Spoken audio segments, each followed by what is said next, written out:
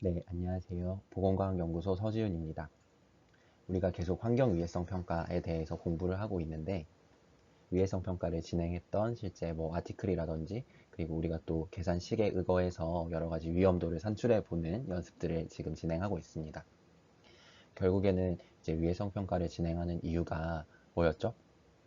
어떤 환경 오염으로부터 우리가 건강하고 안전한 삶을 살기 위함이 궁극적 목표가 아니겠습니까? 그래서 오늘은 환경 보건 안전에 대해서 공부를 좀 해보도록 하겠습니다.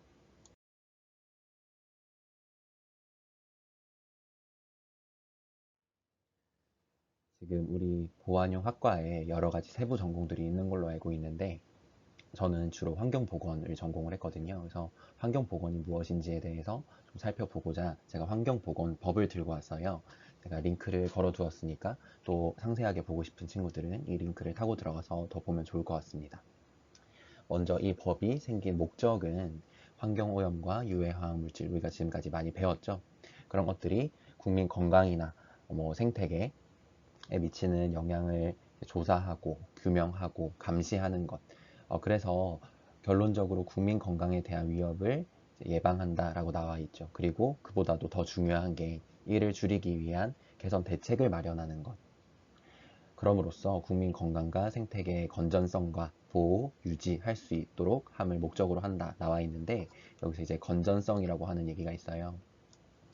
건전성, 아까 말했던 건강이라든지 안전 이런 것들도 다 내포하는 의미가 되겠고 또 요즘에는 지속 가능성 이런 것들이 핫하잖아요. 제 생각에도 국민 건강과 생태계도 건전하고 건강하고 안전하면서 계속 지속 가능한 발전과 병행해서 갈 수 있도록 하는 것이 바로 환경보건법의 목적이 아닐까 생각이 듭니다.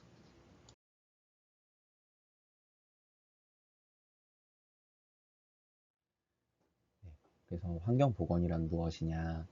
환경오염과 그 다음에 유해화학 물질 이 두 가지예요. 환경오염, 그 다음에 유해화학 물질 등 사람의 건강과 생태계에 미치는 영향을 조사하고 평가하고 이를 예방 관리하는 것을 말한다. 이것을 통칭한 개념이 환경보건이라고 생각을 하시면 될 것 같고요.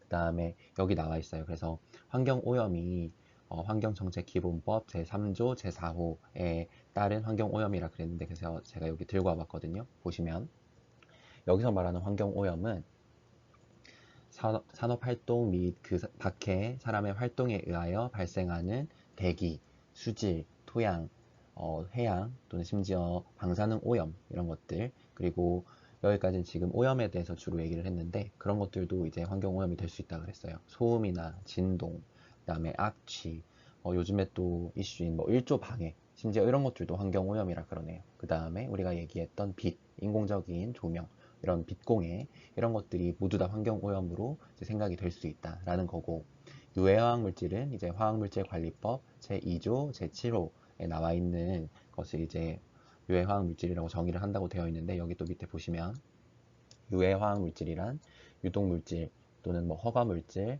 또는 제한물질 또는 금지물질 사고 대비물질 그 밖에 유해성 또는 위해성이 있거나 그럴 우려가 있는 화학물질을 말한다. 지금 유독물질, 허가물질, 제한물질, 금지물질, 사고 대비물질 이렇게 나와 있는데 이 개별에 대한 특성과 차이점은 유해화학물질 관리 시간에 들으신 친구들도 있을 거고 앞으로 수강할 친구들도 있을 테니 그 수업을 이제 참고하시면 되겠고 어쨌든 유해성이나 위해성이 있다고 생각되거나 또는 그럴 가능성이 있는 화학물질 모두 이제 통칭해서 유해화학물질이라고 얘기를 한다는 거죠. 그 다음에 밑에 보시면 그래서 우리가 공부를 하는 게 환경성 질환도 있었잖아요. 여기 환경성 질환 보시면 역학조사를 통해서 환경유해인자 위에서 말했던 그런 환경유해인자와 상관성이 있다고 인정되는 질환으로서 어쩌고저쩌고 누가 정한 질환을 말한다 라고 나와 있고 그 다음에 우리가 지금 공부하고 있는 3번의 위해성 평가란 환경유해인자가 사람의 건강이나 생태계에 미치는 영향을 예측하기 위해서 또 환경유해인자의 노출 그리고 독성 정보를 체계적으로 검토 평가하는 과정을 말한다 라고 나와 있죠. 위해성 평가는 우리가 지금까지 공부를 많이 했기 때문에 다 잘 이해가 되시리라 생각이 됩니다.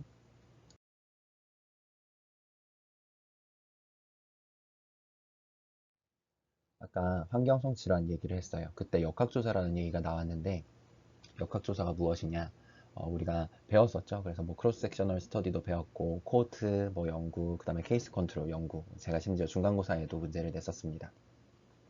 역학조사란 특정 인구 집단이나 특정 지역에서, 이게 좀 키워드일 것 같네요. 특정 인구 집단, 특정 지역에서 환경 유해인자로 인한 건강 피해가 발생하였거나 또는 그럴 우려가 있는 경우에 질환이나 사망, 그런 건강 피해 등의 발생 규모를 파악하고 환경 유해인자 간의 이제 상관관계를 규명하는 그런 모든 연구 활동을 역학조사라고 한다고 나와 있죠. 환경 매체도 우리가 많이 들었던 겁니다. 환경 매체는 이제 환경 유해 인자를 수용체에 전달하는, 수용체가 사실 제가 대표적으로 사람이지만 뭐 환경이 될 수도 있고 건물이 될 수도 있고 여러 개가 될 수 있다 그랬어요. 근데 이제 사람으로 생각해 봅시다. 그 환경 유해 인자가 우리 사람의 수용체에 전달되기 위해서는 어떤 매체를 거쳐서 와야 될 거 아니에요. 뭐 대기 또는 물, 토양 이런 것들이 있었죠. 그런 것들이 이제 환경 매체라고 법에서 정의를 하고 있네요. 수용체, 바로 밑에 또 나오네요. 환경 매체를 통하여 전달되는 환경 인재에 따라 영향을 받는 주체가 되는데, 사람이나 동식물을 포함한 아까 제가 뭐 생태계도 있고, 그 다음에 뭐 주변 하천이라고 한다면 수계라고 얘기를 할 수도 있겠고, 또는 주변 산림이 될 수도 있겠고, 그죠? 제가 연구를 했을 때 뭐 수용체를 그렇게 본 적도 있어요. 예를 들어 화학 사고가 구미에서 발생을 했었잖아요. 2012년에 대규모로. 대표적인 이제 화학 사고인데, 그 화학 사고가 발생이 되었을 때 당연히 주변에 있는 사람은 영향을 받으면 물론이거니와, 그 사진을 찾아보면 막 그때 주변에 있던 밭 이런 게 막 타서 말라 죽어 있는 그런 사진들이 있어요. 그렇게 봤을 때 그 화학 사고에 대한 수용체는 누구라고 할 수 있죠? 네, 주변의 밭, 논 이런 것도 심지어 수용체가 될 수 있겠죠. 수용체는 그런 환경 유해 인자의 영향을 받는 모든 것들을 통칭해서 수용체라고 얘기를 할 수 있겠고요. 뭐 영어로 리셉터라고 얘기를 하기도 하죠. 우리가 어린이라는 말을 많이 하는데, 우리가 대표적으로 이제 민감 취약 계층에 여러 가지 집단이 있다 그랬어요. 그래서 뭐 어린이도 있고 노인도 있고 뭐 산모 영유아도 있고 뭐 이미 어떠한 질환에 이완된 어떤 환자들도 다 민감 취약 계층으로 분류할 수 있다 그랬어. 근데 여기서 말하는 어린이는 법적으로는 이제 환경보건법에서는 13세 미만인 사람을 말한다라고 되어 있고, 이제 통상적으로 노인 같은 경우는 만 65세 이상을 노인으로 정의한다고 알고 있습니다. 그래서 그 어린이 활동 공간이 왜 나오냐면, 지금 어린이가 아까 어떤 환경 오염에 민감한 이제 계층이라 그랬잖아요. 그래서 특히나 어린이 활동 공간은 어린이가 주로 활동하거나 머무르는 공간으로서 뭐 어린이 놀이시설 또는 어린이집, 보육시설, 유치원, 초등학교 이렇게 대통령령으로 정한 것들을 말한다고 되어 있죠. 그래서 그런 연구도 있어요.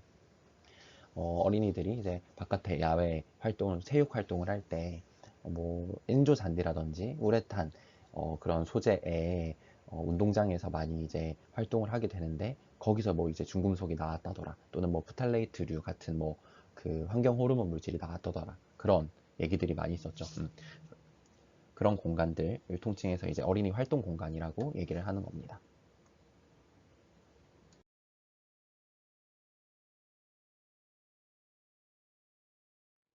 네, 그래서 환경보건법의 적용 범위, 이게 좀 중요한 것 같은데, 이 법은 우리가 작업 환경에 대해서도 많이 배우고 있잖아요. 근데 산업안전보건법에 따른 사업 또는 사업장에서의 근로자의 안전과 보건에 대해서는 적용하지 아니한다라고 나와 있습니다. 이게 굉장히 중요한 것 같아요. 우리가 사실 공부를 할 때는 뭐 일반적인 대기 오염이라든지 수질 오염, 그리고 작업 환경 이런 것들을 통합해서 지금 배우고는 있으나, 환경보건법에 이제 국한해서 생각을 해본다면 적용 범위가 이제 산업장, 사업장의 근로자의 안전이나 건강 이런 것들은 아니다라는 거예요. 아시겠죠? 그래서 지금 밑에 산업안전보건법을 잠깐만 살펴보면, 이 법은 산업안전 및 보건에 대한 기준을 확립하고 그 책임의 소재를 명확하게 하여서 산업재해를 예방하고 쾌적한 작업 환경을 조성함이 이제 목적이다라고 나와 있죠. 그렇기 때문에 환경보건법과 산업안전보건법의 적용 범위가 완전히 다르다라고 하는 것을 꼭 기억해 두시길 바랍니다.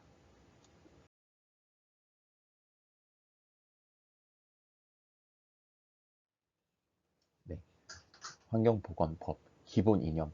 이념이라고 하니까 조금 거창한 것 같긴 한데 한번 살펴봅시다. 이 다음에 기본 이념에 따라서 증진되어야 된다라고 나와 있는데 이제 네 가지가 있어요. 첫 번째, 환경 유해인자와 수용체 피해 사이에 과학적 상관성이 명확히 증명되지 아니하는 경우에도 그 환경 유해인자의 무해성이 최종적으로 검증될 때까지 경제적, 기술적으로 가능한 범위에서 수용체에 미칠 영향을 예방하기 위한 적절한 조치와 시책을 마련하여야 된다. 너무 길어서 좀 이해가 어렵죠. 어떤 얘기냐면 우리가 지금 왜 뭐 유해성 확인 절차 이런 게 있었잖아요. 그거를 한번 예로 들어서 생각해 봅시다. A라는 물질이 있는데 걔가 뭐 등급이 있었잖아요. A, B, C 이런 등급이 있었죠. 바람 등급. 근데 뭐 바람에 대한 근거가 명확하진 않아요. 그러면은 이제 걔네들은 관리를 하지 않아도 될까? 걔네들에 대한 연구나 조사를 하지 않아도 될까? 그렇지 않다는 거예요. 무해성이 최종적으로 이제 입증될 때까지는 계속적으로 경제적으로 기술적으로 가능한 범위에서 적절한 조치와 시책을 마련해야 된다는 얘기예요. 무슨 얘기인지 아시겠죠? 두 번째, 아까 어린이라는 얘기가 나왔었는데 이제 13세 미만 어린이라고 얘기를 했었어요. 어린이 등 환경 유해인자의 노출에 민감한 계층, 우리가 몇 번 얘기했던 민감 취약 계층이라고 생각하시면 되겠고, 또는 환경 오염이 심한 지역의 국민들을 우선적으로 보호하고 배려해야 된다. 누구나 당연히 우리 국민이라면 환경보건법에 의거하여서 보호하고 배려받아야 됨이 마땅하오나, 다만 이제 어린이 또는 민감 취약 계층 또는 뭐 예를 들어 대규모 공장의 옆에라든지 또는 원래 기본적으로 환경 오염이 심한 뭐 오염 정도가 심한 지역의 국민이 있을 거 아니에요. 그분들을 우선적으로 보호하고 배려해야 된다라는 얘기가 되겠습니다. 세 번째, 수용체 보호의 관점에서 환경 매체별 계획과 시책을 통합 조정하여야 된다라고 나와 있어요. 여기서 이제 생각해 볼 거리가 많은데 수용체 보호의 관점, 그러니까는 환경 매체가 있고 수용체가 있잖아요. 그렇죠? 그러면은 환경 매체를 그냥 환경 매체에서의 오염 농도만 관리한다고 생각할 것이 아니라 수용체 보호의 관점에서 생각을 해야 된다 그랬어요. 그래서 우리가 그 얘기도 했었어요. 예전에 뭐 식약처에서 뭐 예를 들어 의약품이라든지 다른 뭐 화장품 이런 것들 따로따로 관리하다가 통합 위해성 평가한다고 그랬잖아요. 그런 것처럼 매체별로 따로따로 관리한다기보다는 수용체 보호의 관점에서 통합적으로 이제 위해성 평가도 진행하고 뭐 개선 대책도 마련해야 된다. 그렇게 이해를 하시면 될 것 같아요. 네 번째, 환경 유해인자에 따라 영향을 받는 인구 집단은 유해성 등에 관한 적절한 정보를 제공받는 등 각종 정책의 결정 과정에 참여할 수 있어야 된다. 4번도 좀 중요한 것 같네요. 우리는 항상 어떤 환경 유해인자에 노출이 되고 있죠. 우리도 이제 적절한 정보를 제공받아야 된다. 뭐 예를 들어 뭐 생활화학 제품이라고 생각해 봅시다. 생활화학 제품이 왜 만들어졌나요? 뭐 예를 들어 뭐 소독제, 뭐 살충제, 방향제 뭐 이런 것들, 뭐 그런 것들이 다 우리의 뭐 삶을 이제 조금 더 편리하고 윤택하고 그죠? 그렇게 하려고 만들어진 제품이지만 그 안에는 뭐 소량 또는 미량이지만 유해한 화학 물질들이 분명히 들어있어요. 그렇기 때문에 우리는 그런 정보를 이제 알 권리가 또 있다는 얘기예요. 그죠? 그리고 심지어 관련 정책의 결정 과정에 적극적으로 참여할 수 있어야 된다라고 나와 있습니다. 환경보건의 어떤 기본 이념에 대해서는 한번 이해를 한번 잘 하시면 더 좋을 것 같습니다.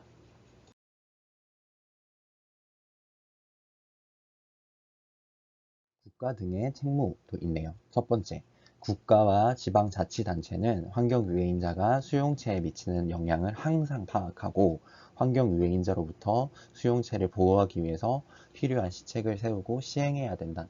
그래서 항상이라는 말이 좀 중요한 것 같아요. 그죠? 그다음에 두 번째, 국가와 지방자치단체는 환경보건에 관한 교육과 홍보를 강화하며 환경보건 발전을 위한 국제적인 노력에 참여를 하고 협력해야 된다. 뭐 당연한 얘기겠고.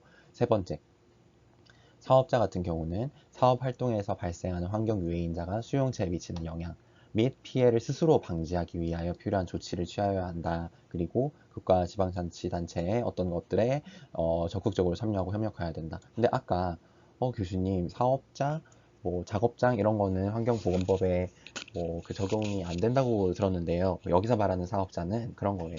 작업 환경 내에 그런 사업자가 아니라 어떤 예를 들어 대기 오염 물질을 배출하는 또는 수질 오염 물질을 방류할 수 있는 뭐 그런 사업자 거기를 말하는 거예요. 그 사업자는 이제 환경 유해인자가 나가지 않도록 뭐 예를 들어 굴뚝에 어떤 정화 시설을 단다거나 또는 이제 오염물이 나온다라고 한다면 어떤 폐수가 나온다고 한다면 그 폐수를 정화하는 장치를 설치를 하고 기본적으로 이제 최소한 깨끗하게 만든 다음에 배출할 수 있도록 그런 것들 스스로 방지하기 위한 필요한 조치가 바로 그런 것들이겠죠. 그런 것들을 조치를 취해야 되고 어떤 국가나 지방자치단체 환경보건시책에 협력을 해야 된다라는 얘기가 되겠습니다. 여기서 이제 국가 등의 책무라고 나와 있는데 여기 이제 책무를 지는 당사자들이 이제 크게 세 가지가 있죠. 여기 보시면 한번 초록색으로 바꿔볼까요? 국가가 있고요. 지방자치단체가 있고요. 여기선 또 사업자에 대한 얘기도 있네요.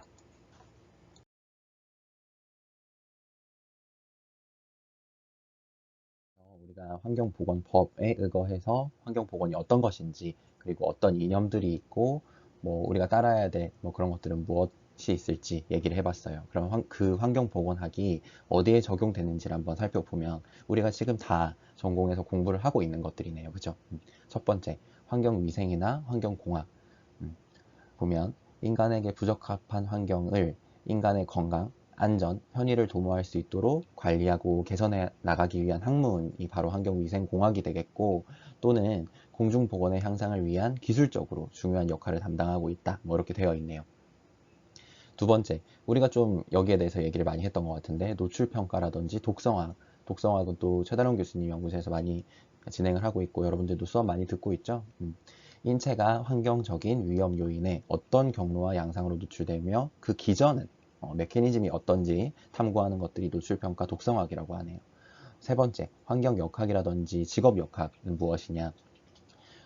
어떤 스트레서, 환경적인 위험 요인에 대한 노출과 건강 영양 간의 상관성, 연관성을 밝혀내는 것이 바로 이제 역학 분야가 되겠습니다.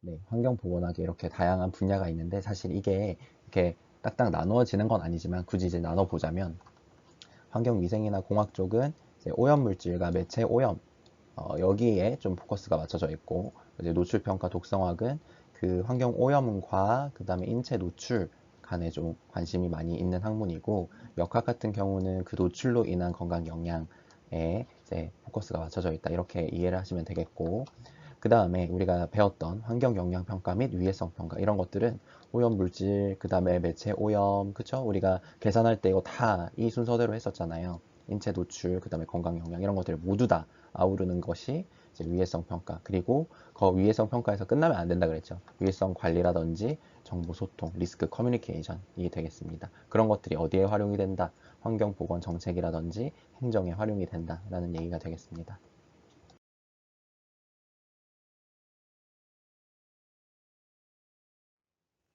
그래서 환경보건학이 사실 어떤 의학이랑 또 뭐가 다른지, 뭐 예방의학 이런 것들과 어떻게 다른지 좀 헷갈려하는 친구들이 있어서 이 슬라이드를 만들었는데요. 지금 대기 오염을 예로 들어봅시다. 화석 연료 사용의 증가, 뭐 교통량의 증가, 그쵸? 이런 것들로 인해서 여러 가지 산업 활동으로부터 대기 오염이 됩니다. 그죠? 그리고 주로 우리는 거기에 이제 노출, 호흡 노출로, 이날레이션으로 이제 체내에 어떤 오염 물질들이 축적되고 그런 것들이 호흡기 질환을 이제 유발시키게 되겠죠. 그리고 그 질환이 생겼다면 그것들을 이제 치료해야 되겠죠. 이게 전체적인 이제 과정이라고 생각을 한다면 환경보건은 지금 이제 뭐 노란색이라든지 보라색 박스가 이제 포커스인 것 같아요.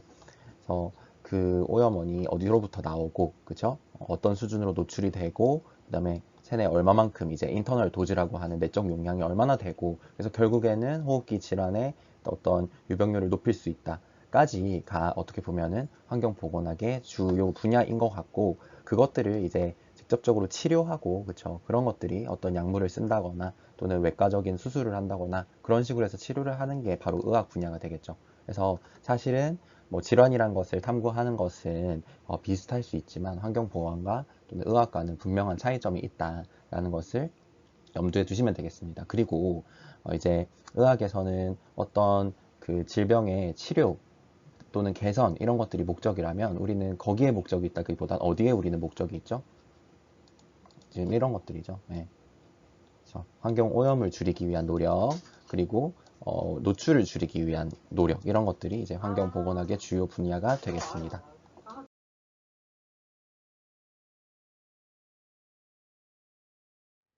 그래서 환경보건학에는 그렇게 다양한 분야가 있고 적용 범위가 있다라고 얘기를 했어요.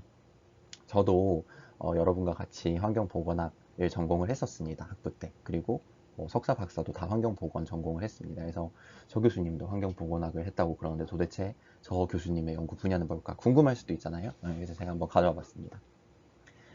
제가 연구를 했던 거는 이제 가장 최근에는 이제 코로나, 요즘에 또 다른 변이도 나오고 굉장히 아직도 심각한 문제죠. 그래서 코로나19로 인해서 소셜 디스턴싱, 그러니까 사회적 거리두기라고 하는 어떤 조치, 메저먼트가 이제 생겼고, 거기서 이제 아마 공기질이 좀 변하지 않았을까라고 생각이 되었어요. 왜냐면 이 거리두기를 하면서 뭐 중국같이 아예 락다운 이렇게 한 나라는 더 이제 심했겠지만 인간 활동이 통제가 됐죠. 그렇죠. 심지어는 우리가 뭐 식당에서 식사를 할 수 있는 시간까지 밤 10시였나요? 그때까지 이제 통제가 되기도 했었고, 그러면서 실제적으로 교통량이 많이 줄어들었다. 코로나 초기에 그런 것들도 있었죠. 재택근무를 장려하고, 그죠? 불필요한 만남을 자제하고 하면서 여러 가지 오염 배출이 줄어들었을 거라고 예상이 되는 거예요. 그래서 공기질도 변하지 않았을까라고 해서 분석을 해봤고, 분석을 해봤더니 나중에 밑에서 얘기를 해주겠지만 신기하게도 정말로 많이 공기 오염이 줄어들었더라고요.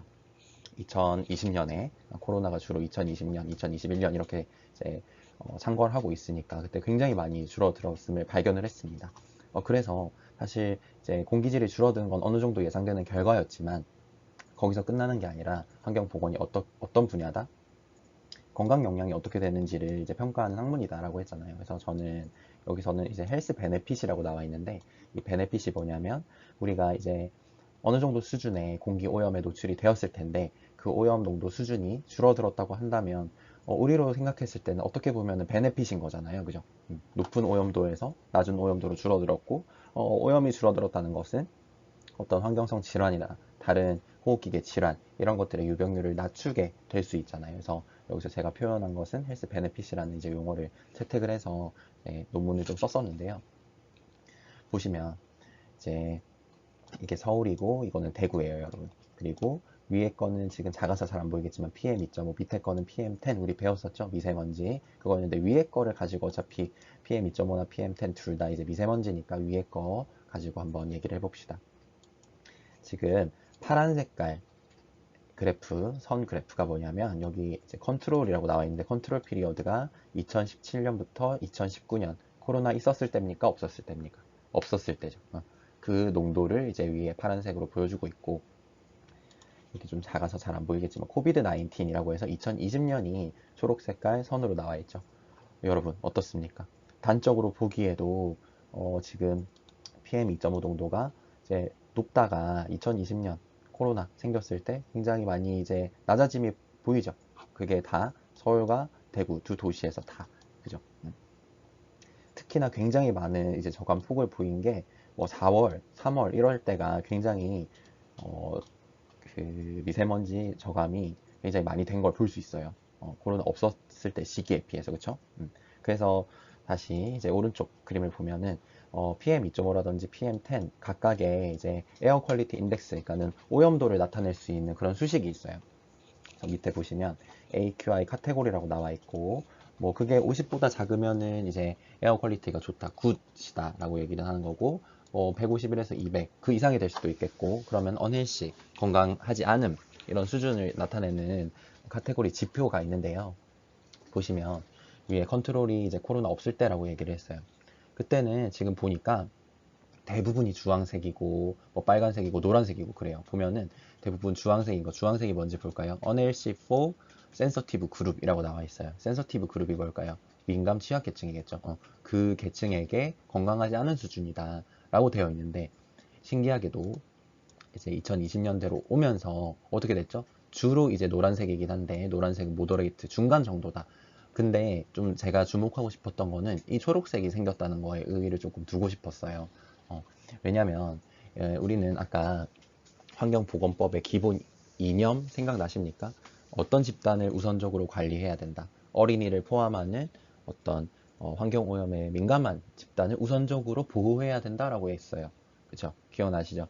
여기 보시면 unhealthy for sensitive group, 민감계층에게는 취약한 아주 수준의 PM2.5 인덱스를 보이다가 2020년에는 굉장히 많이 개선된 걸 볼 수 있어요. 그죠?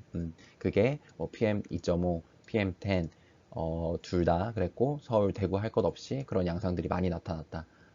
이런 연구들을 제가 진행했었고 뒤에 이제 헬스 코스트라고 있는데 이것도 한번 보여드릴게요.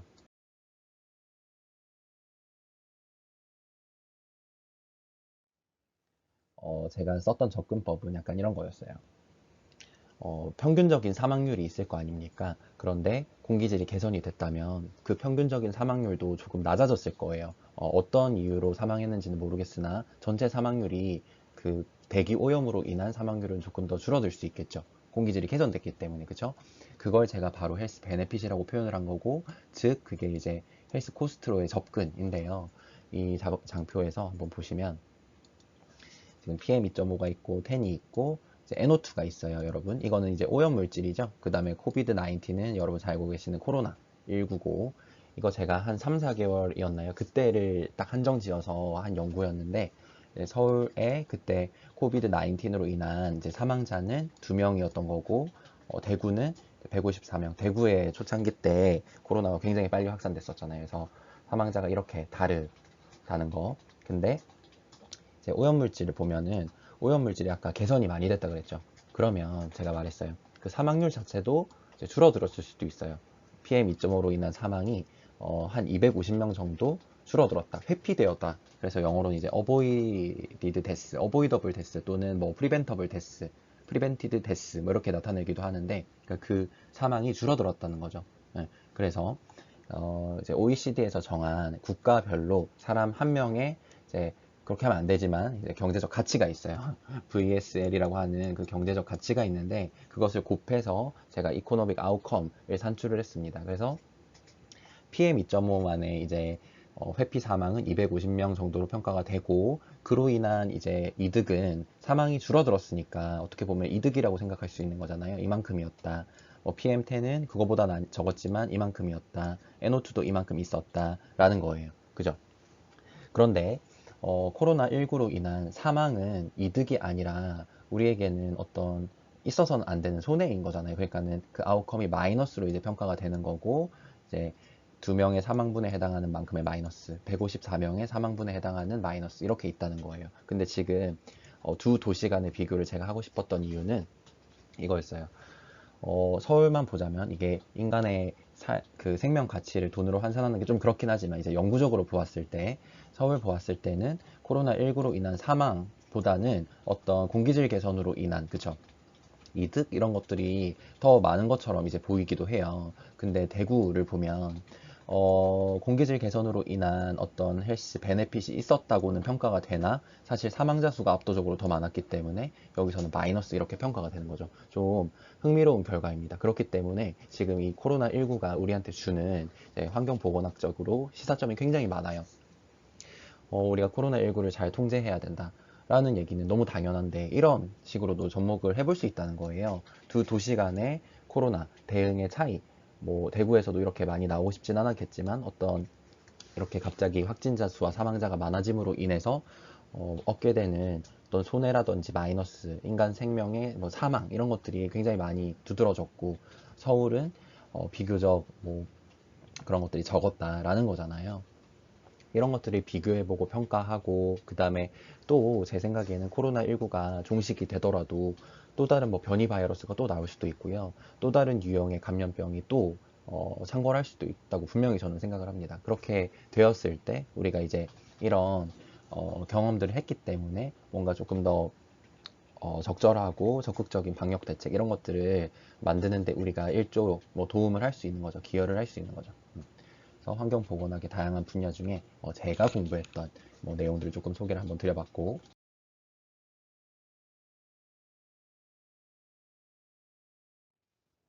요즘에는 건강뿐만 아니라 안전에도 사람들이 굉장히 많이 관심을 가지고 있는 것 같아요. 그렇죠? 그래서 사실 우리가 공부하고 있는 게 어, 현대인이 추구하는 어떤 가치관과 굉장히 잘 맞는 것 같아요. 우리가 지금 환경, 보건, 뭐 융합, 안전 이런 것들이 다 들어가 있잖아요. 그래서 안전에 대해서 한번 얘기를 해보겠습니다. 영어로는 safety라고 얘기를 하죠.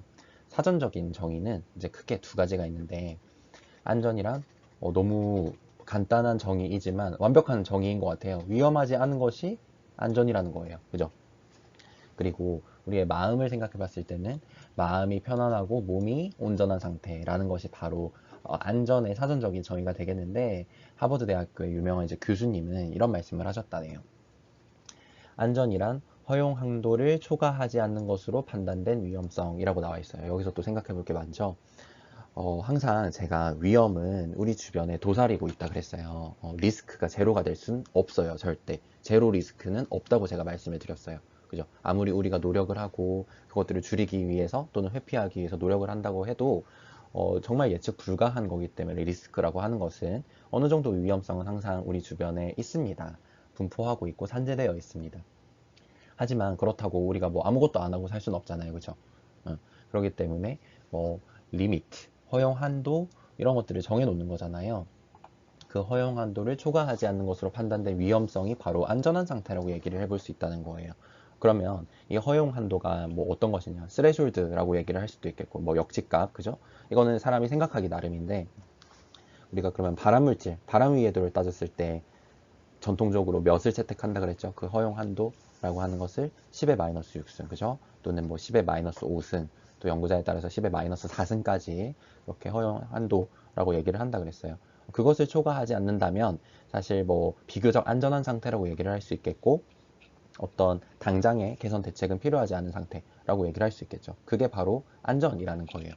아시겠죠? 그 다음에 뭐 다른 또 교수님은 안전이란 이런 얘기도 하셨다는, 약간 철학적인 얘기인 것 같은데, 그 사람의 마음 상태가 곧 안전이다 라고 얘기를 하셨다고 하네요. 그래서 안전이 요즘에 뭐 산업 안전 이런 것도 있고, 그렇죠? 보건 안전 이런 것들도 있고, 안전 분야로 많이 여러분들이 또 진출을 하고 있는 걸로 알고 있는데, 뭐 꼭 건강, 뭐 사람의 지금 상태 그런 것뿐만 아니라 심리, 마음 상태 이런 것들도 다 안전에 포함이 되는 개념이라고 하니까 굉장히 좀 흥미로운 것 같습니다.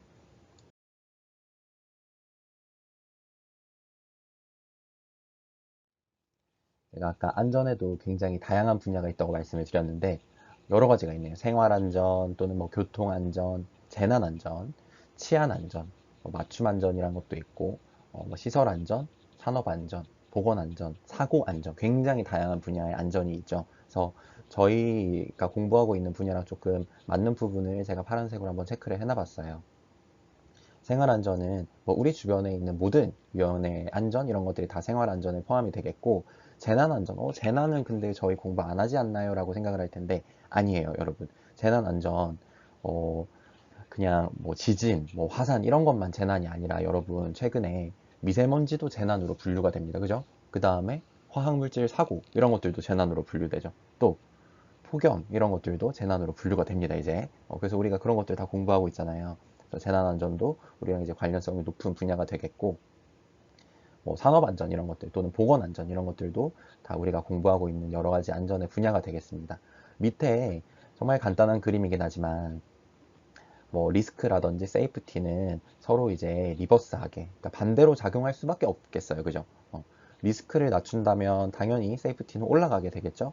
그러려고 우리가 지금 공부를 하고 있는 거고, 제가 여러분들한테 계속 강조를 드리지만 우리 이제 리스크 어세서로서, 평가자로서 최소한의 리스크로 이제 줄이기 위한 노력, 리스크를 최소한의 수준으로 낮추기 위한 노력을 한다고 말씀을 드렸었습니다.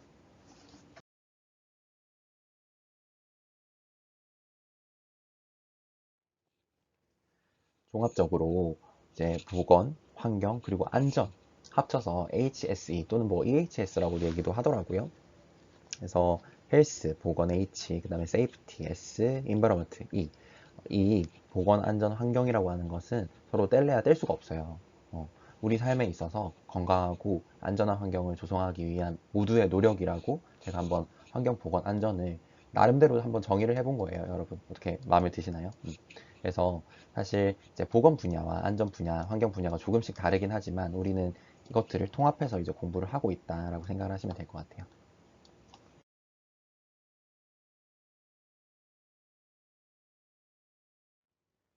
여러 가지 환경보건 기술에 대한 정의가 있는데 우리 앞에서 법 얘기를 너무 많이 했으니까 법률적 관점에서의 환경보건 기술 한번 읽어보시고 잠깐 강의를 멈추고 읽어보시면 될 것 같아요. 기술적 관점에서의 환경보건 기술 한번 얘기를 해봅시다.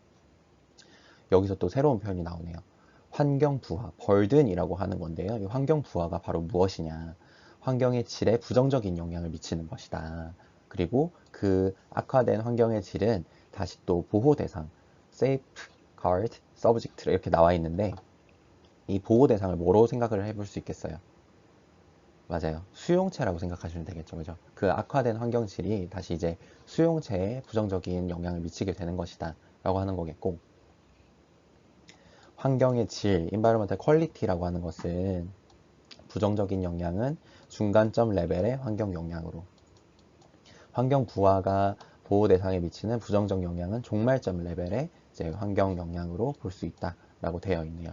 왜냐하면 지금 환경 질에 미치는 부정적인 영향은 어떤 매체의 환경 영향 범주잖아요. 매체에 주는 영향이 이제 중간점 레벨이고 이제 어떤 환경 부하가 환경의 질의 악화를 가져오고 그 악화된 환경의 질이 다시 수용체로 온다 그랬잖아요. 수용체 수준에서 그러니까 보호 대상에 미치는 부정적인 레벨은 종말점 레벨, 엔드포인트 레벨이라고 생각을 하시면 되겠죠. 그죠?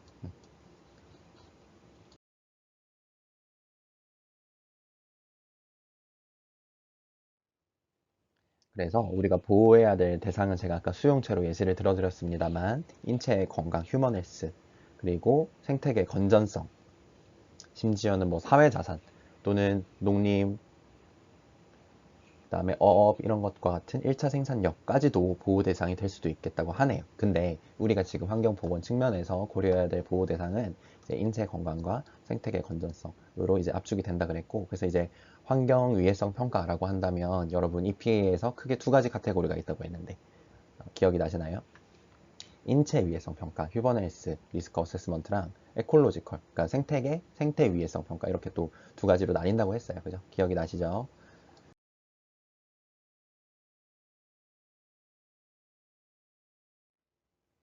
굉장히 복잡한 표가 보이네요. 아까 봤던 이제 environmental burden이라고 했어요. 그게 이제 환경 부하가 되겠고, 그것들이 이제 영향을 미치는 뭐 매체가 될 수도 있겠고, 또는 뭐 카테고리라고 얘기를 해볼 수도 있겠죠. 그리고 엔드 포인트, 결론적으로 어떤 질환이 생겼는지 이런 것들이 정말 점이 될 수도 있겠어요. 그죠?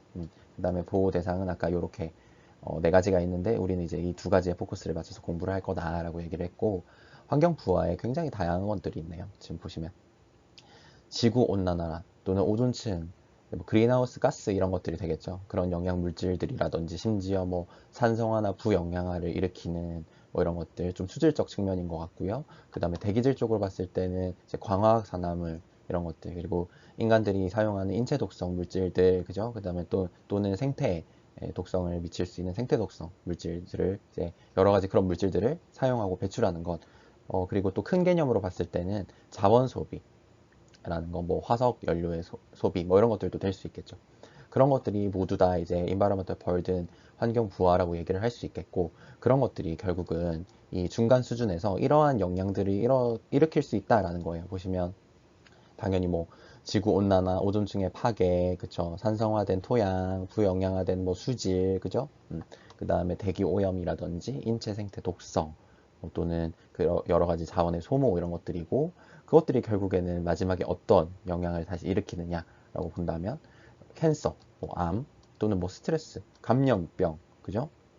또 여러 가지 인체 여러 기관들의 질환, 호흡기계 질환, 심혈관계 질환, 그죠? 그런 것들. 그다음에 밑에 있는 것들은 또 우리가 자세히 보진 않았지만 어떤 생태계 건전성 이런 것들과 이제 연관이 되는 것들이네요. 그죠? 그런 것들이 이제 보호 대상까지 영향을 미친다라고 되어 있고, 그런 것들을 이제 관리하는 것이 환경보건 기술이다라는 거예요.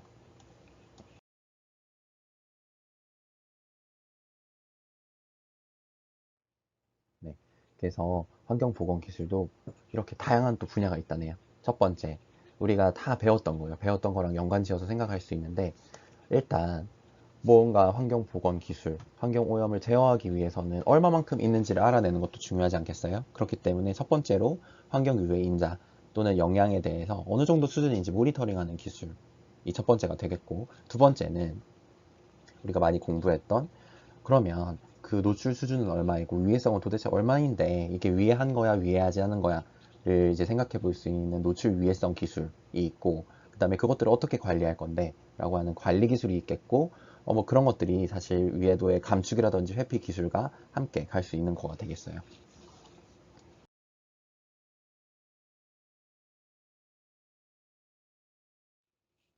아까 그 환경 보건 기술의 표가 생각이 나시죠? 그래서 이제 environmental burden부터 보호 대상까지 가는 거, 이것과 같은 경로로 한번 또 생각을 해봅시다. 환경 유해 인자, 뭐 environmental stress라고 얘기를 할 수도 있다 그랬어요. 여러 유형의 이런 오염들 또는 화학 제품의 사용들, 그죠? 그런 것들이 이런 환경 유해 인자를 유발한다는 거예요. 뭐 성면도 굉장히 이제 성면 패증이라든지 폐암을 유발하는 물질로 알려져 있죠.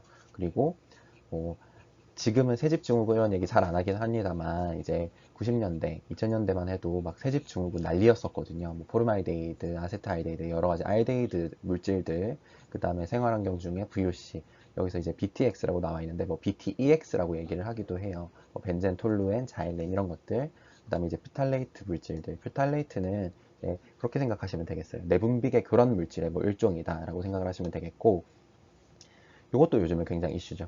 어. 현대인들이 굉장히 다양한 이제 알레르겐, 항원이라고 생각을 할 수도 있겠고, 네, 또는 뭐 알레르기를 유발시킬 수 있는 화학 물질들 이런 것들을 이제 알레르겐이라고 한다네요. 그런 여러 가지 물질들이 환경 유해인자가 되겠고, 노출 경로는 우리가 너무 많이 배워서 잘 알고 있다, 그죠? 흡입이라든지 경구, 피부 노출, 그죠? 또는 기타 경로 이런 것들로 들어올 수 있다고 했어요. 그래서 이렇게 인체 또는 생태계에 영향을 나타낸다.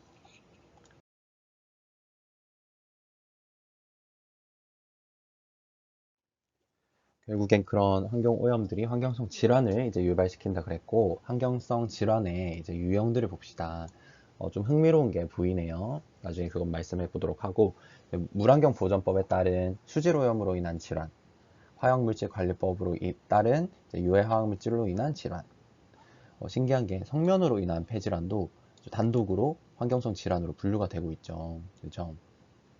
환경 오염 사고로 인한 건강 장애, 실내공기질 관리법 또는 대기환경 보전법에 따른 오염물질과 질환이고, 또 여기 성면처럼 따로 아예 카테고리가 분류가 되어 있는 게 가습기 살균제, 그죠? 에 포함된 유해 화학물질로 인한 폐질환, 이것들이 환경성 질환으로 따로 분류가 되어 있고, 가습기 살균제 사건이 이제 일어난 지 꽤 됐습니다만 아직도 피해 뭐 사례들이 많이 보고가 되고 있고, 그런 피해를 입으신 분들께 구제하기 위한 노력들도 아직 계속 진행이 되고 있는 걸로 알고 있어요. 그래서 여러분이 또 많이 진출하는 한국환경산업기술원 불광동에 있는 것 같은데, 거기서 기술원에서 이 가습기 살균제 콜센터 전담 부서가 따로 있는 걸로 알고 있어요. 그래서 뭐 그런 피해 사례를 이제 보고를 하고 또는 이제 건의를 하고 영향 조사를 한 다음에 적절한 이제 구제 조치를 이제 해주고 있는 걸로 알고 있는데, 가습기 살균제로 인한 폐질환도 환경성 질환에 이제 분류가 된다라고 하는 것을 꼭 좀 기억해 두세요.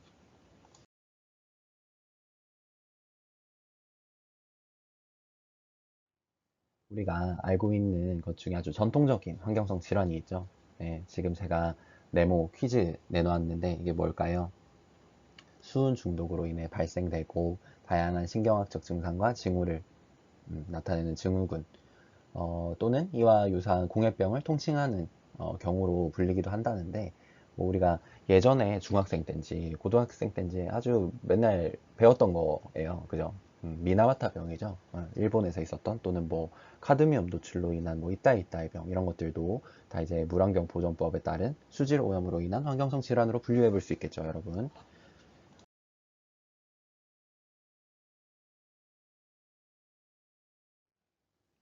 아까 성면으로 인한 폐질환도 있다 그랬어요. 그래서 성면이 어떤 식으로 이제 폐질환을 유발시키느냐 간단하게만 살펴보면, 성면이 이물질처럼 작용을 한다는 거예요. 그래서 만성 염증, 감염성을 이제 초래하고, 이때 세포 손상이 이제 동반이 된다고 하네요.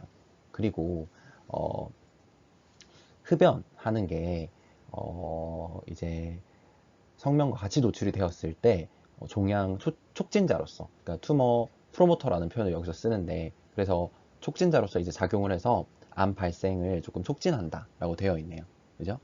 그리고 뭐 밑에 성면은 뭐 단성 탄화수소를 바람성 대사산물로 대사를 시켜서 또 다른 물질을, 바람성 물질을 만들어낸다라고 하는 것이고, 이거 보니까 성면이 여러분 혹시 산업보건 시간 이럴 때 배웠나요? 그거 성면 관찰할 때 위상차 현미경으로 관찰하는 것 같은데, 성면을 어떻게 현미경으로 관찰하나요? 얘네들을 자세하게 보면은 뾰족뾰족하게 생긴 섬유처럼 파이버의 형태로 생겼어요. 그래서 여러분 혹시 성면의 단위를 아시나요?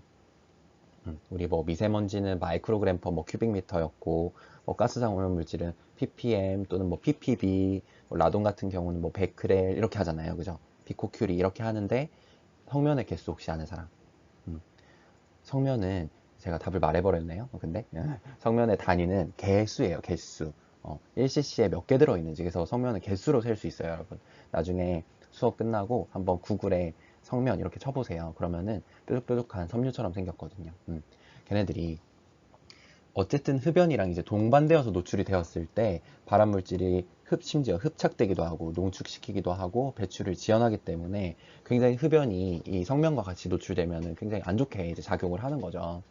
여기 위에 다시 오른쪽에 그림 보시면 좀 재미있는 그림이 있어요. 성면 노출과 이제 여러 가지 질환들이 있는데, 성면 노출에 따른 질환들이 뭐 가장 극심한 경우는 폐암 또는 뭐 성면폐증, 흉막 플라크, 중피종 이렇게 있다고 생각을 해봤을 때 잠복 기간이 어때요? 중피종 같은 경우는 또 굉장히 길죠, 그죠? 성면폐증은 이 네 가지 질환 중에서는 비교적 이제 잠복 기간은 굉장히 짧은 것 같으나, 또 노출 수준을 보았을 때 어때요? 성면 노출량이 굉장히 고농도이고, 그죠? 비교적 잠복 기간이 짧은 이제 양상을 보이고 있죠, 성면폐증은, 그죠? 그것과 조금 반대적으로 중피종은 성면 노출량이 완전 고농도는 아니지만 이제 중저농도 이 정도에서 노출이 되었을 때 굉장히 긴 잠복 기간을 가진다라고 하는 거예요. 성면으로 인한 폐질환, 환경성 질환에 대해서 한번 얘기를 해봤습니다.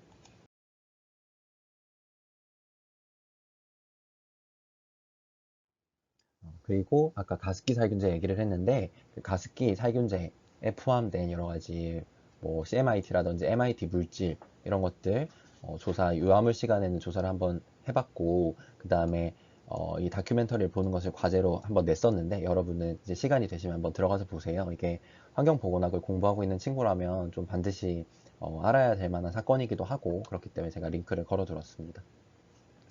어쨌든 이 피해 사건의 개요는 이게 최근에 생겼던 이제 사건으로 우리가 기억하고 있는데, 2011년. 근데 사실 그렇지 않대요. 굉장히 오래전에 94년도에도 뭐 이 가습기 살균제에 들어가는 물질이 유해성이 있다라고 하는 것은 널리 알려져 있었는데, 그럼에도 불구하고 이제 뭐 가습기 살균제가 출시가 결국 되었고, 그 다음에 이제 2011년에 이제 사건이 커지게 된 경위는 그랬어요. 봄철, 이제 겨울에서 봄철로 넘어갈 때 굉장히 또 건조하기도 하잖아요. 그래서, 어, 가습기를 틀었겠죠. 근데 특히나 이제 산모 영유아에게 뭐 원인 불명의 폐질환 이런 보고들이 전국적으로 너무 많이 들어오는 거예요. 그래서 이 다큐멘터리를 보면 아시겠지만 처음에는 그런 얘기도 있어요. 이게 감염성 질환이다. 그쵸? 뭐 이런 얘기도 있었고. 근데 그렇다고 하기에는 너무 전국 곳곳에서 뭔가 통일성 없는 이제 환자의 보고들이 이제 있고, 원인 불명의 폐질환 이런 것들이 너무 많이 보고가 되니까 이제 의사 선생님들이랑 역학하는 사람들, 이제 보건하는 사람들 이 머리를 맞대서 이것이 도대체 무엇 때문에 이렇게 된 것인가 라고 했는데, 발견을 한 거예요. 그 원인 불명 폐질환으로 뭐 사망하거나 또는 이제 병원에 입원한 사람들을 조사를 해보니 공통적으로 가습기를 많이 사용했어요 라는 이제 그런 조사 결과가 있었던 거예요. 그러면서 파고 들어가다 보니까 가습기 살균제에 포함되어 있던 아까 말했던 뭐 CMIT 물질, MIT 물질 때문에 폐질환이 발생이 된 거구나. 근데 제가 알기로는 이게 불가역적인 걸로 알고 있어요. 뭔가 우리 인체는 어때요? 염증이 생기거나 상처가 생기면 어느 정도 이제 회복력을 가지고 있는데, 폐 같은 경우는 그 회복력이 굉장히 떨어져서 한번 이제 어, 뭐라 그러죠? 기능이 저하된 또는 질환에 이완된 그런 이제 폐는 다시 복구가 어려운 걸로 알고 있어요. 그래서 더 심각한 이제 사건이었죠. 그래서 결국에는 가습기 판매가 중단되고 뭐 회수되고 뭐 이런 처벌을 받고 그런 사건들이 있었죠.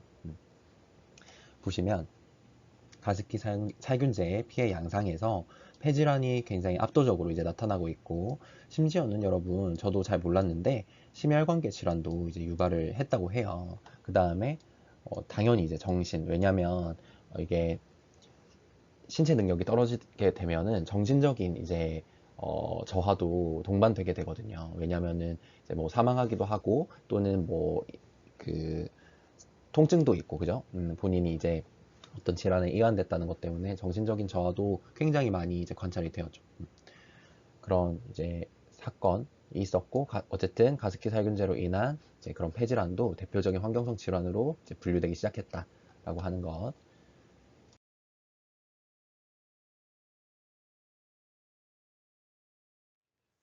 그러면 제가 말했어요. 뭐 유해성 있다고 위해성 평가 결과에서 이제 확인이 됐어. 그게 끝인가? 그렇진 않잖아요. 우리는 또 어떻게 해야 돼요? 그것들을 위해도를 저감하고 개선하기 위한 대책을 마련해야 되죠. 예, 그래서 그 사례를 몇 개 좀 보여드리려고 가지고 왔는데 우리가 지금까지 뭐 대기 오염에 대해서 얘기 많이 해봤고, 그죠? 수질 오염 뭐 이런 것들도 계산을 조금 해봤던 것 같고, 섭취로 인한 뭐 어떤 그런 바람 잠재력 이런 것들도 계산을 해봤는데 토양에 대해서는 한 번도 얘기를 안 해봤던 것 같아서 토양 사례를 한번 가져가 봤어요. 위해성 평가와 개선 대책 사례, 토양을 중심으로입니다. 1단계 정화 책임자라고 하는 사람이 있다네요. 그 정화 책임자가 이제 위해성 평가 계획서를 작성한다. 혹시 기억나세요? 학기 초여서 너무너무 예전이에요 교수님 생각 안 나요? 라고 할 수도 있는데 기억을 더듬어 봅시다. 리스크 어세스먼트 하기 전에 무슨 과정이 있었죠? 그렇죠. 플래닝 앤 스코핑이 있었죠. 그 단계인 것 같아요. 그죠? 그리고 본격적인 이제 위해성 평가 단계.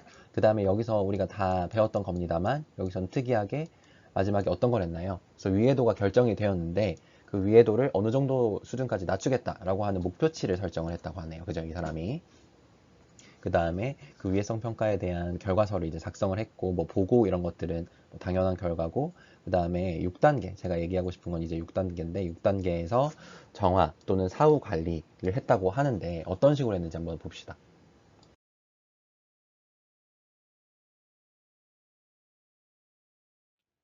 토양에 대한 이제 위해성 평가를 할 때 그 대상 지역은 크게 네 가지가 있다고 하네요.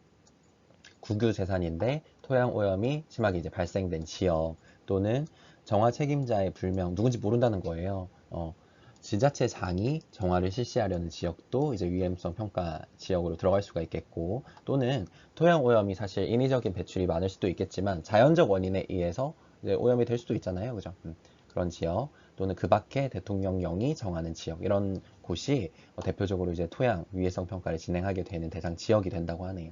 대상 물질은 주로 이제 중금속류, 그다음에 뭐 유류, VOC류라고 생각을 하면 될 것 같고, 뭐 불소도 있고요. 그 다음에 기타 물질들이 있네요.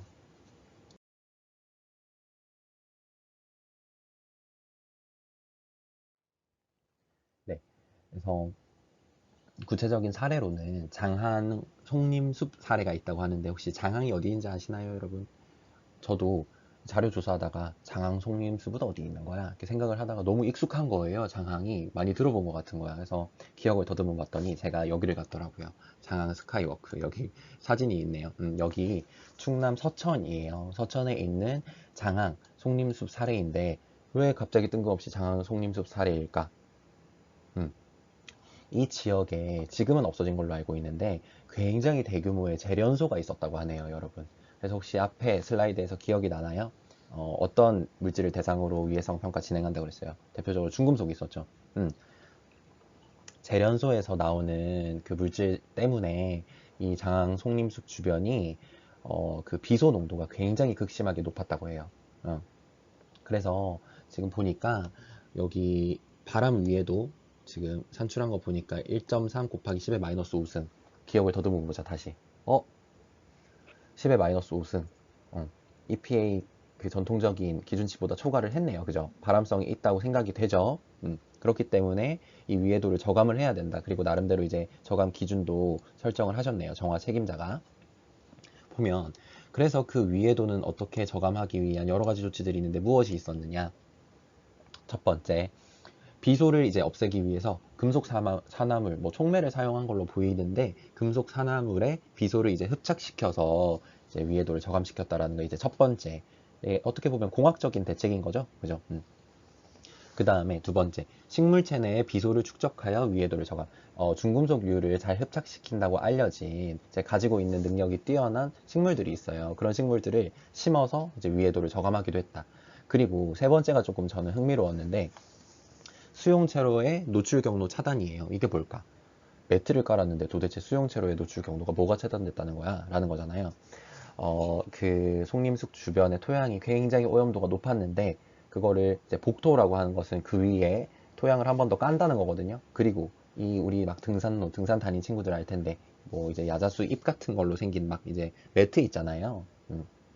그 매트를 깔면은 우리가 접촉으로 인해서 이제 비소에 노출될 수 있는 그런 가능성은 많이 줄어들겠죠. 그러면서 이거는 이제 노출 경로 자체를 차단한 어떤 대책이다라고 생각을 해볼 수 있겠고, 이게 제일 이제 극심하게 가장 강력한 조치가 사실 뭐겠습니까? 예, 아예 그 노출을 막아버리는 거죠. 그래서 출입 통제라고 하는 것도 위해도의 저감 조치에 들어간다고 하네요. 그죠? 좀 재밌죠? 옆에 그래서 보시면 기대 효과에 토양 생태계의 지속적인 관리래요. 근데 뜬금이 없어. 왜 그 비소를 줄이기 위한 노력이 토양 생태계의 지속 가능한 관리일까? 비소를 이런 식으로 저감하지 않고 뭐 예를 들어 금속도 이용했다 그랬고 식물도 이용했다 그랬고 노출 경로도 차단했고 아예 막아버리기도 했고 이런 식이 아니라 원래 비소를 여러분 어떻게 정화시키는지 알아요? 이 토양을 기준으로 했을 때. 음.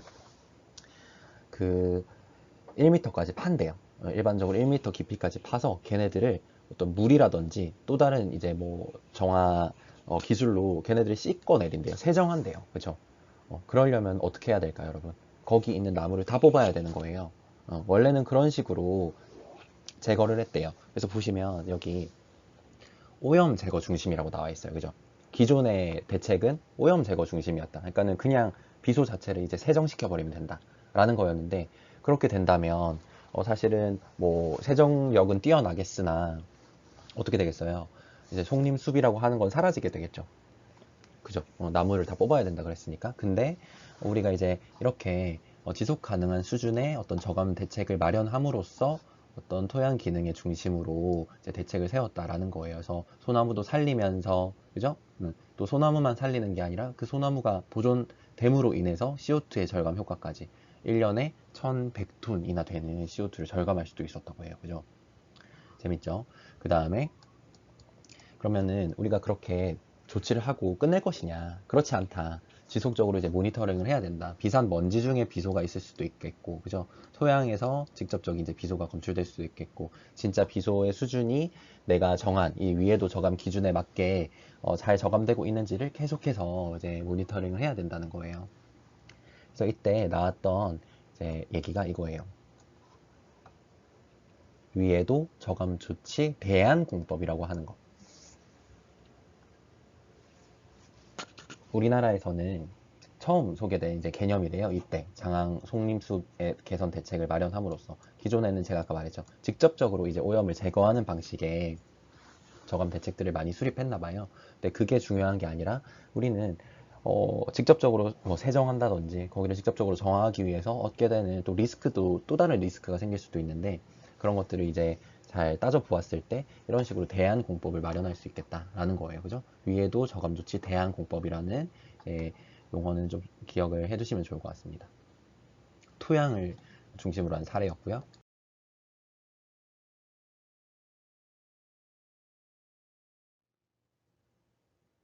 작업 환경을 중심으로 한 어떤 개선 대책 마련 사례도 한번 봅시다.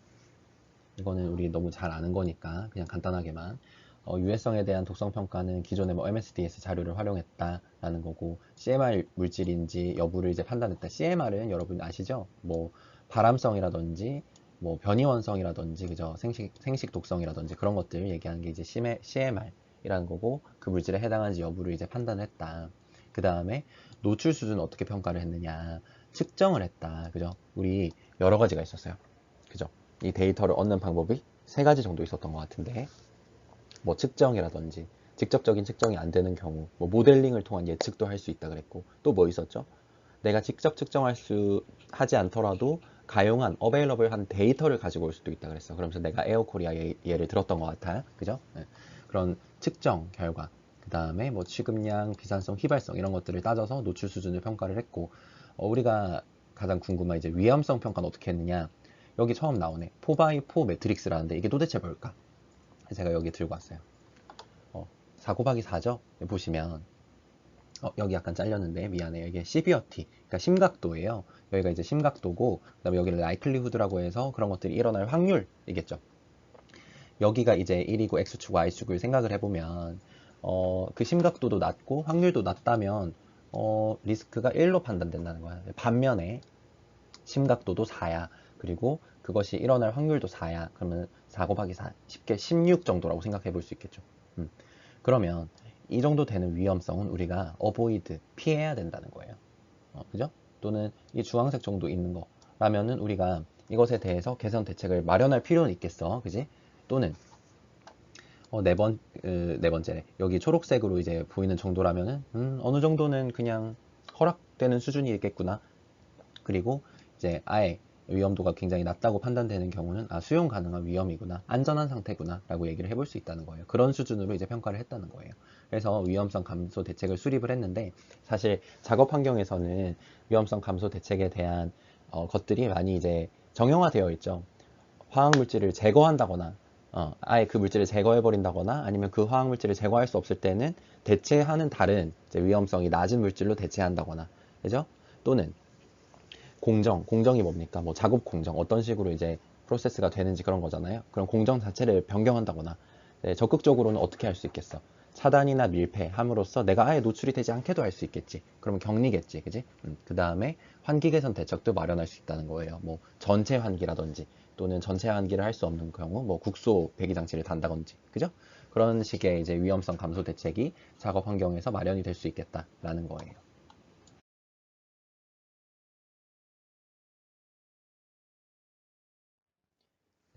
그래서 여러분들이 지금까지 배웠던 어떤 위해도 관리, 평가, 기술, 그리고 저감 대책들이 어떻게 실제로 적용되는지까지 한번 살펴봤습니다. 그러면 다음 시간에는 계속 이어서 우리 계산 문제 많이 연습하고 있었잖아요. 계산 문제도 풀어보고 또 아티클도 리뷰해보고 하는 시간을 갖도록 하겠습니다.